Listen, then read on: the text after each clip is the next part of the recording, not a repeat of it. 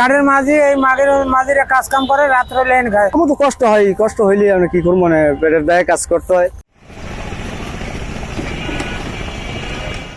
বাড়ি তৈরি হয়েছে বাঁশ দিয়ে, নদীর পানি বাড়লে যেন তলিয়ে না যায়, তাই এমন ব্যবস্থা। সারাদিনের ব্যস্ততা শেষে এখানেই ঘুমান নৌকার মাঝিরা। কোথায় কাজ করেন?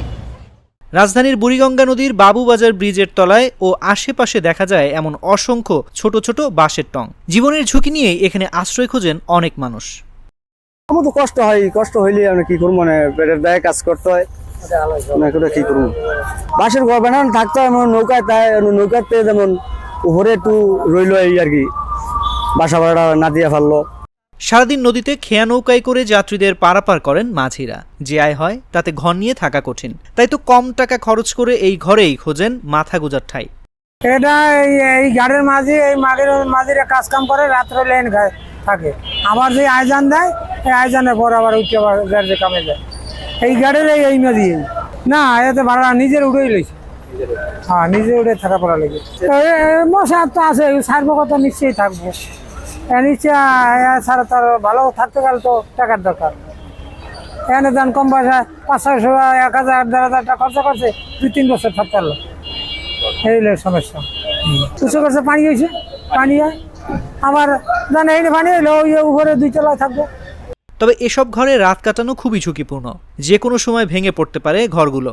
ঘুরে দেখা যায় কবুতরের খোপের মতো এমন 3 তলা একটি টঙে আশ্রয় নেন 12 জন পর্যন্ত, অর্থাৎ এক একটি খোপে থাকেন 2 জন করে।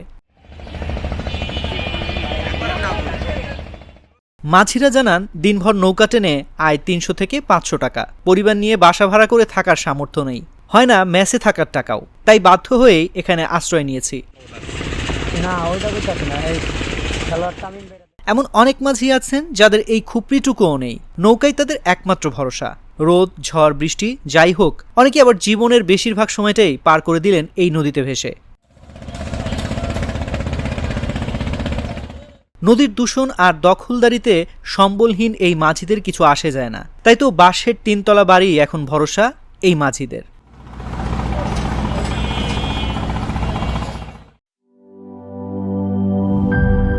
She is brave.